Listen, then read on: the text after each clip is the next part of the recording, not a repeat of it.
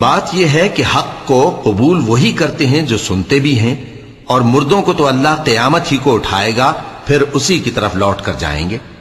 اور کہتے ہیں کہ ان پر ان کے پروردگار کے پاس سے کوئی نشانی کیوں نازل نہیں ہوئی؟ کہہ دو کہ اللہ نشانی اتارنے پر قادر ہے، لیکن اکثر لوگ نہیں جانتے۔ اور زمین میں جو چلنے پھرنے والا حیوان یا اپنے پروں سے اڑنے والا پرندہ ہے، ان کی بھی تم لوگوں کی طرح جماتے ہیں۔ ہم نے کتاب یعنی لوح محفوظ میں کسی چیز کے لکھنے میں کوتاہی نہیں کی۔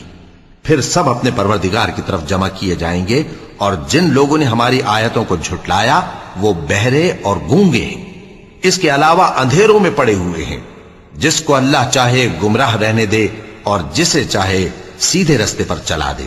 کہو کافرو بھلا دیکھو تو، اگر تم پر اللہ کا عذاب آ جائے یا قیامت آ موجود ہو تو کیا تم ایسی حالت میں اللہ کے سوا کسی اور کو پکارو گے؟ اگر سچے ہو تو بتاؤ۔